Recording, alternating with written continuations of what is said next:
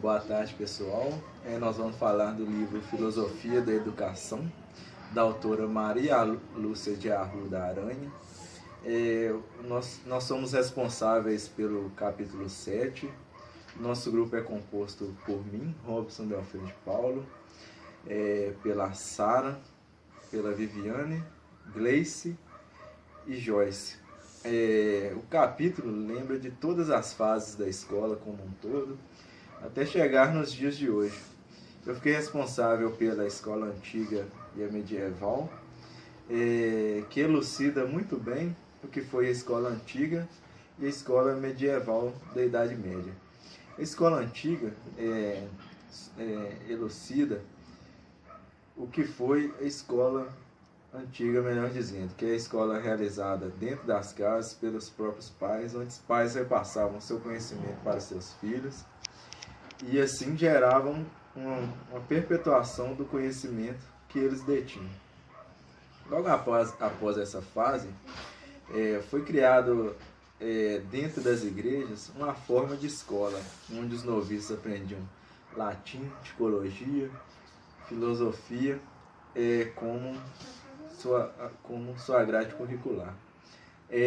Logo após isso, com o crescimento da indústria, do capitalismo e com a chegada da Revolução Industrial, foi necessário uma nova forma de escola, uma escola que abrangesse todos os setores da sociedade.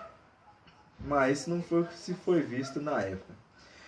A escola que eles realizavam nessa época foi uma escola elitizada, onde as pessoas que obtinham esse conhecimento eram as pessoas que tinham tempo para estudar e não dependiam de si próprio para a subsistência, sua própria subsistência. Com isso, veio a necessidade da distribuição do conhecimento em massa, onde os operários necessitavam do conhecimento básico de leitura e de cálculo para poderem adentrar dentro das fábricas, das indústrias.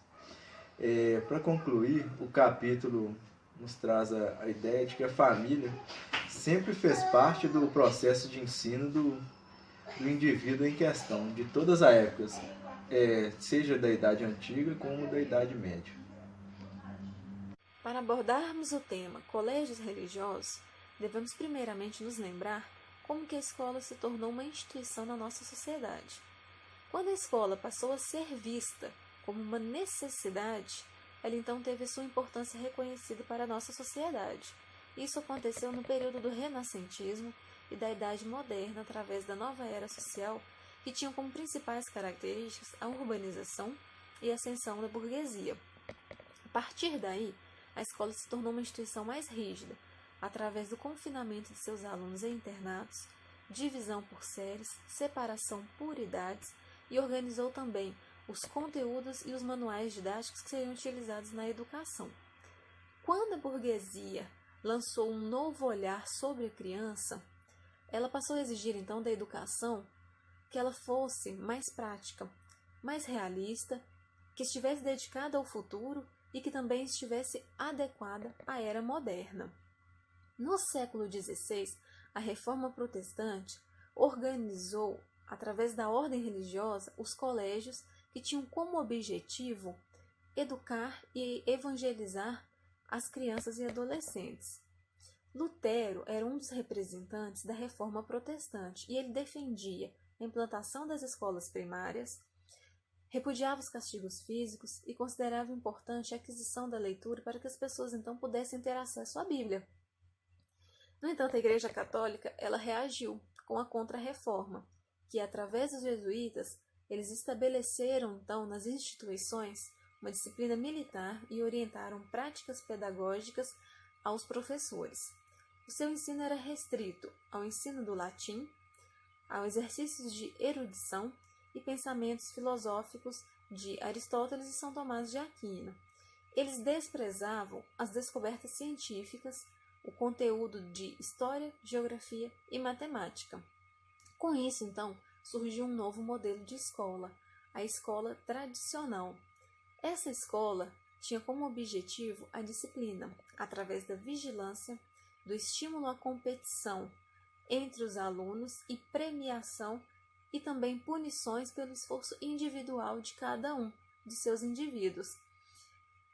E, além disso, ela transmitia regras de condutas e comportamentos, transmitiam valores, então, que tinham como objetivo preparar esse aluno para o convívio em sociedade, tornando-o culto e, consequentemente, ele alcançaria, então, a ascensão social. Fundamentados nisso, a burguesia acreditava que, somente através da educação, eles poderiam, então, ingressar o seu filho na sociedade e assim eles alcançariam a ascensão social. Podemos observar, então, que a educação sempre esteve ligada às elites, à perpetuação e à divisão de classes. Não podemos negar, entretanto, que os jesuítas deixaram grandes contribuições na história da educação do Brasil, através da educação dos colonos e da catequização dos índios.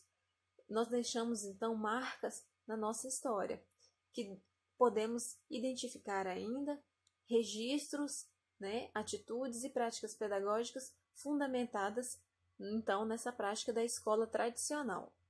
Agora, dando continuidade ao estudo do capítulo 7, vou estar falando um pouquinho sobre o tópico 3, que fala sobre a pedagogia realista. Apesar de, naquela época, a maioria das escolas permanecerem nas mãos dos jesuítas, nessa época começou uma grande ascensão da pedagogia realista, que era uma pedagogia que destacava o aprendizado a partir de experiências e que tinha um caráter muito mais vívido e que acreditava que o saber deveria acontecer de uma forma muito mais ativa.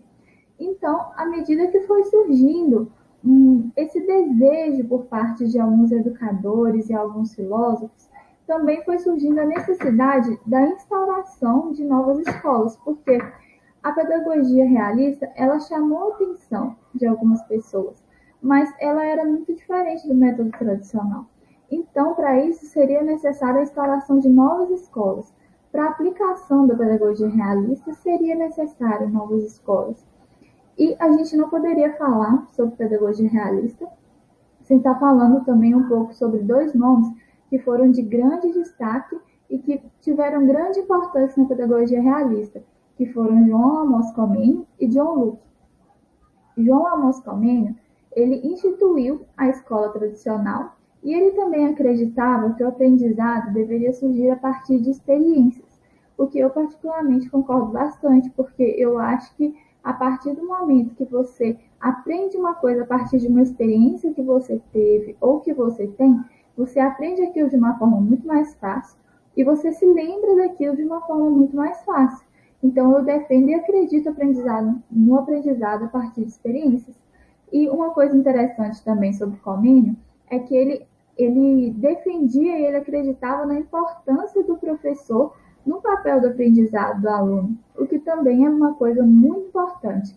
Apesar do professor não ser o único responsável pelo aprendizado do aluno, ele pode fazer a diferença. E a sua profissão ali, a sua didática, pode ajudar muito nesse aprendizado. Além disso, Comênio, ele defendia que a escola deveria ser única, que ela deveria ser universal e que ela deveria ser responsabilidade do Estado. Agora, falando um pouco sobre John Locke, a gente pode falar um pouco sobre ele, que ele foi um filósofo inglês e que ele que elaborou os princípios liberais. Além disso, ele criticava as ideias de Descartes e ele desenvolveu uma nova concepção sobre a mente infantil.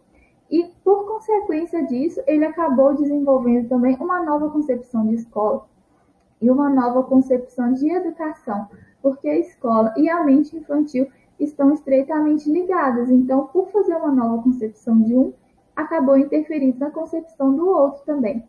Além disso, Locke ele também lamentava e não concordava com o uso excessivo da lógica. Ele via o mundo de uma forma mais ampla. Ele usava e ele concordava com o uso também da história, da geografia, da geometria e das ciências naturais.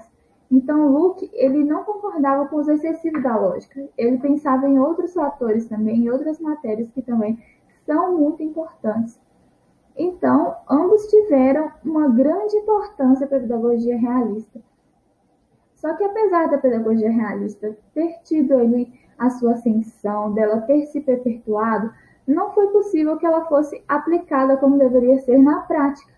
Então, acabou que o que se fundou mesmo foi a escola mais acadêmica e a escola intelectualista com um caráter mais tradicional. Continuando a abordagem do capítulo 7, onde falaremos um pouco sobre o impacto da Revolução Industrial, onde no início do século XVIII pôde perceber que as instituições burguesas mudaram suas exigências. A educação, que era uma formação humanista, passou a precisar mais de uma educação mais técnica e especializada e em ciências. Já no nível superior, necessitava da transmissão de novas ciências para estímulos de novas descobertas com a intenção de expandir o desenvolvimento tecnológico. Outro fator foi também a necessidade de ampliação das instituições escolares. Havia ali a necessidade que principalmente os operários da fábrica soubessem ler, escrever e contar. Ainda no século XVIII, no Brasil, ocorreu vários movimentos frustrados de independência. Período conhecido como o século das luzes pelos movimentos com a crença da autonomia da razão para compreender o mundo. O filósofo Immanuel Kant, fertilizando a produção intelectual e influenciando na ampliação de escolas leigas, universais e gratuitas, com responsabilidade do Estado, onde atenderia a população de massa, que teria o intuito de ensinar, também discipliná-los e torná-los obedientes. Esse processo se acentuou no século XIX, com um projeto, um método criado separadamente por duas pessoas, André Bell e Joseph Lancaster. Ambos criaram um método em que se ensinava o aluno que tinha mais facilidade. Esse aluno repassava aos demais grupos de alunos. Ali era um ensino com rígidas disciplinas, incluía leitura, ortografia e aritmética, e os alunos eram separados por nível de aprendizado. Esse método ganhou também entusiasmados adeptos fora da Inglaterra, como na França, Estados Unidos e Brasil, e foi estimulado no período monárquico, mas o mesmo mostrava um resultado insatisfatório.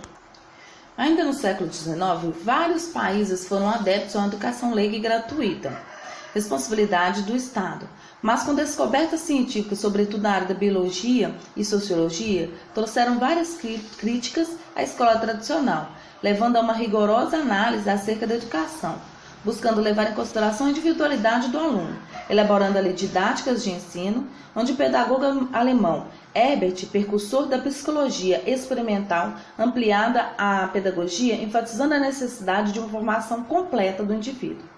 Apesar dos avanços, persistiam as práticas dos internatos, que eram rigorosas, e visava a formação da elite, para que os mesmos tivessem ingresso no curso superior.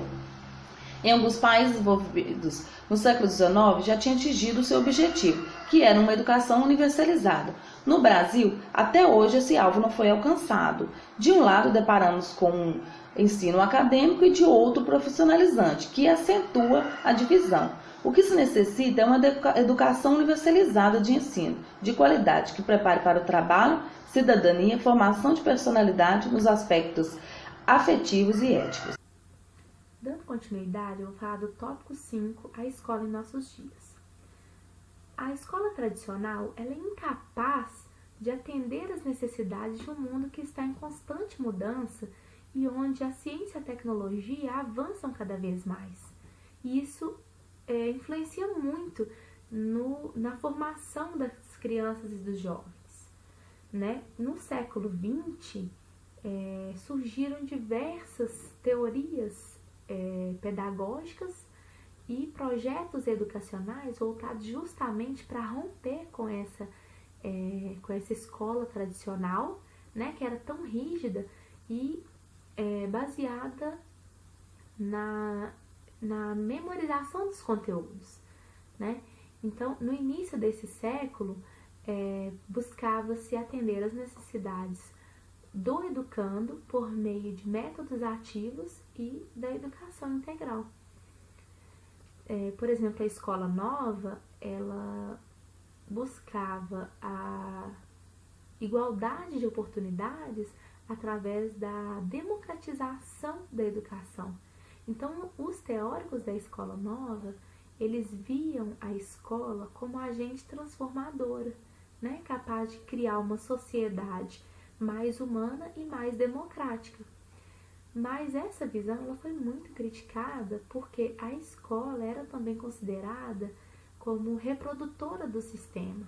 Então, mesmo quando ela buscava essa democratização, ela acabava reproduzindo as desigualdades sociais.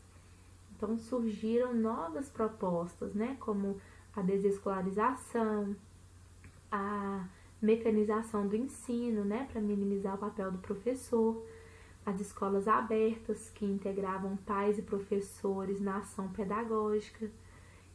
Haviam também aquelas famílias que educavam seus filhos baseados na escola clássica e outros que falam da importância de integrar as tecnologias da informação nas salas de aula. Mas isso traz o questionamento a respeito do papel do professor e também a questão do analfabetismo digital, né, que é a exclusão de parte da população ao acesso a essas tecnologias, né? Então, a tendência progressista, ela vai trazer a importância do esforço em levar essa educação para todos, inclusive para os marginalizados. Então, o pedagogo contemporâneo, ele passa por esse longo e complexo processo de reflexão, né, buscando transformar a escola em um local onde ela não seja vista como reprodutora do sistema e nem um privilégio para poucos, né, mas que seja um local mesmo de transformação. Então, enfim, a escola ela só pode ser compreendida, né, dentro do contexto econômico e social, né? Ou seja, a mudança da escola ela advém das transições da sociedade. Então, qualquer reforma educacional ela vai estar pautada em decisões políticas e em interesses de grupos, né? A escola ela é um lugar privilegiado para a crítica do saber, né? E é por isso que temos que repensar os seus rumos, né?